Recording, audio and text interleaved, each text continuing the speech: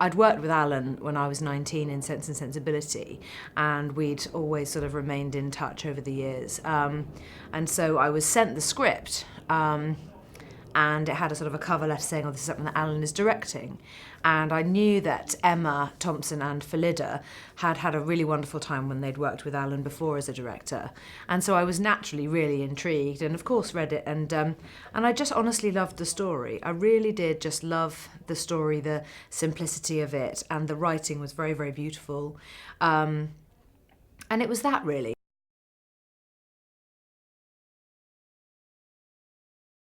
He puts quite a lot of pressure on himself. I think he puts pressure on himself to just really get things right, and he wants everybody to be happy, and he wants to run a sort of a comfortable, relaxed set, which he has absolutely done. He's very thorough as well, and I'd say that one thing I've really noticed with Alan that I've been tremendously grateful for, actually, is a huge amount of planning and preparation, which which tends to happen anyway on any film, but I think particularly with this, it was very important because we have such a limited period of time. We've only had 8 weeks to shoot it, and it's a period film which is always just more complicated and detailed with costumes and the history and so on. But he's been very specific about his shot choices and how he's wanted things to look and to feel, and actually it's quite good to have that level of structure, because then you can play, within that, and then you find all the freedom and those important sort of spontaneous moments, which sometimes can become a little bit last minute and sort of messy if you don't have that framework. And so I've been really, very impressed and grateful for that.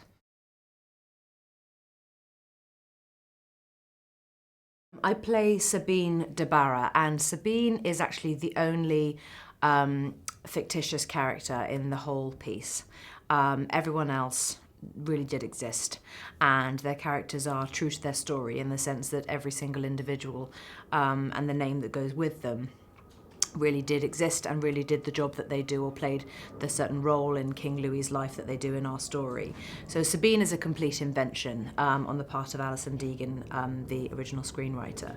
Now, Sabine is a woman in her 30s who lives alone in Paris, and she is a gardener, and she herself says that it was something that she learned to do. It was all she could do for money, and it was something that saw her through some very hard times.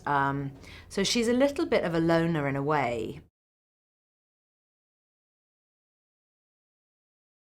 We meet her at a point in the story where she's been ticking along quite happily with her life, and is invited to interview with André Lenotre, played by Matthias Schoenaerts, for a position as a gardener who would work hand in hand with him, creating the very famous rockwork grove in the gardens of Versailles, which really does exist.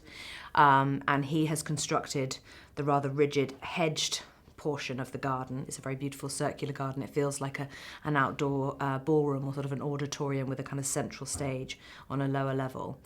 And she is asked to create the other half of the circle, which is a kind of a crazy, bonkers, tiered fountain, essentially, made of rocks and shells, and it's really quite eccentric. But the meeting of these two minds is not just the meeting of these two minds and these two brilliant brains, it's the meeting of two souls, and they ultimately fall in love as the story progresses.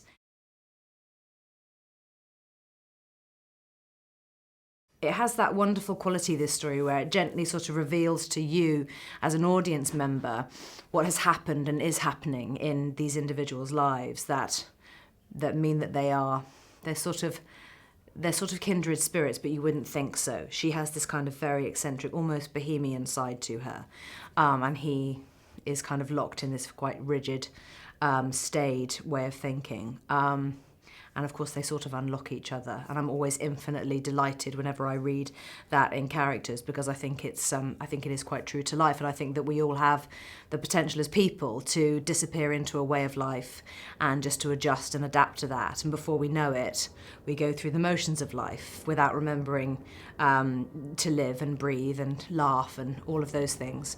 And sometimes we can be a bigger person or a different person to the person that we have decided we are. And I think it's very true of these characters that we see things in them as a result of what they feel for each other that is, I think, quite revealing even to themselves. So Sabine and Andre Lenotre create this glorious garden space together. And it's very clever how Alison Deegan, the writer, has woven the truth of that story and the creation of that garden into a little chaos with the invention of Sabine de Barra, who obviously didn't exist.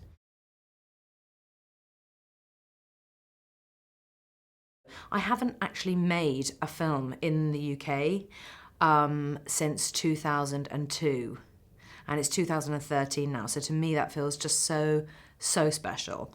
And aside from that as well, just being in a period film again. I haven't done that for a very, very, very long time. You know, after day one of being in the corsets, I could have burnt them all because they are absolute agony.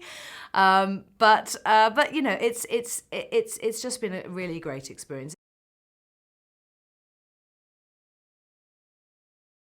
He's just really honest. He's just very honest. That doesn't mean blunt, and that doesn't mean harsh. He's just completely honest. He'll just say that's definitely a way to try it. Now let's try this way. Oh no, actually that didn't work.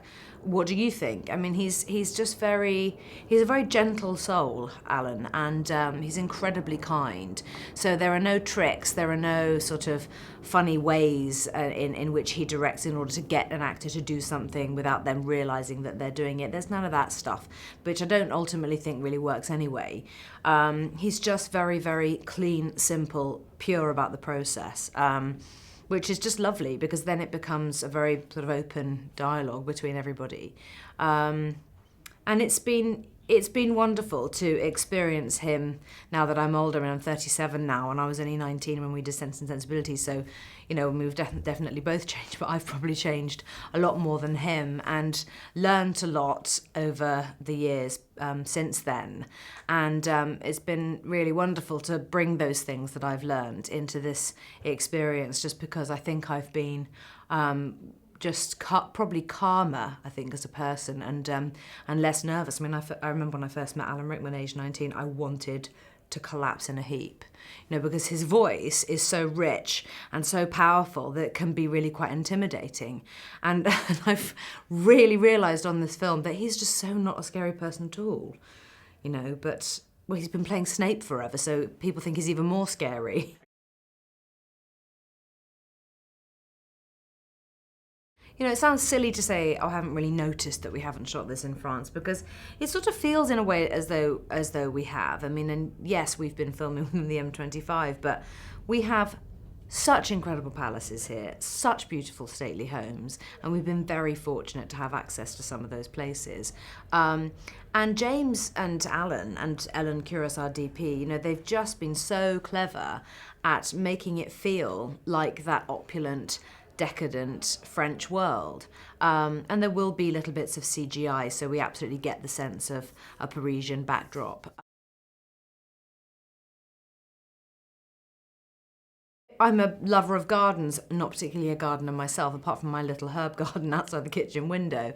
And I think I realised, you know, after looking at gardens of the time, and particularly the gardens of the chateaux of the time, after doing that, I realised that actually the best way for me to feel that I could access Sabine properly was actually just to be in the garden, just to really be in the garden and really pull out the worms and just really, you know, just be doing it, and just to notice how muddy my hands just always were, and there would always be little bits of mud just ingrained somewhere or other.